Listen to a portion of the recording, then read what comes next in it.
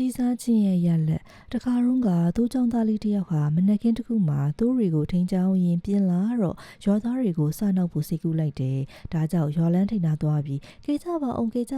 သူ့တွေကိုမြေခွေတွေလိုက်ဆွဲနေလို့ပါလို့အကျေကြီးអော်လိုက်တယ်ကောင်လေးអော်တန်ကြတော့ရာခင်းတွေမှာအလုပ်ဝင်နေတဲ့ရွာသားတွေဟာရုပ်လက်စအလုပ်တွေကိုရက်ပြီးကောင်လေးကိုကူညီဖို့ပြေးလာကြတယ်မောကြီးပန်းကြီးနဲ့သူ့စီရောက်လာတဲ့သူတွေကိုမြင်တော့ကောင်လေးကအားရပါရရည်ပြီးဗာမြေခွေးမှမလာကြောင်ပြောလိုက်တယ်ရွာသားတွေဟာစိတ်ဆိုးသွားပေမဲ့ဘာမှမပြောဘဲပြန်သွားကြတယ်ဒီလိုနဲ့နေ့ခင်းအချိန်ရောက်လာတော့ကောင်လေးလည်းပြင်းလာပြန်ပြီးရွာသားတွေကိုထပ်ဆချင်လာတယ်ဒါကြောင့်မနက်ကလိုပဲရွာလန်းထိပ်မှာထွက်သွားអော်တယ်ကဲကြပါဒီတစ်ခါမြေခွေးတွေတကယ်ရောက်လာတာပါဆိုပြီးအဲ့လိုအော်ပြီးအကူညီတောင်းတော့ရွာသားတွေကမဆလောက်ပါဘူးလေဆိုပြီးကောင်လေးစီပြေးလာကြပြန်တယ်ဒီတစ်ခါမှလေကောင်လေးရဲ့သဘောတကျနဲ့ရီမောနေတဲ့မျက်နှာကိုပဲတွေ့ရပြန်တယ်ရွာသားတွေလည်းအယမ်းစိတ်ဆိုးပြီးပြန်သွားကြတယ်ဒါပေမဲ့ညနေခင်းချိန်မှာသူ့ကိုဆွဲဖို့မြေခွေးတွေတကယ်ရောက်လာခဲ့တယ်ကောင်လေးဟာမြေခွေးတွေကိုတွေ့ရနဲ့၆လက်တကြားရွာထိပ်ကိုပြေးပြီးအကူညီတောင်းတယ်ဒါပေမဲ့စနောက်ခဲ့တဲ့သူ့ရဲ့လုပ်ရဲ့ကြောင့်ရွာသားတွေဟာမယုံတော့ပဲလာမကူကြတော့ဘူးကောင်လေးဟာဘလောက်ပဲអော်ပြီးအကူညီဖို့ပြောနေပါစီမလာကြတော့တဲ့အခါသူ့ရဲ့သူ့အုပ်ကိုမြေခွေးတွေရန်ကမကာကွယ်နိုင်ခဲ့ပါဘူး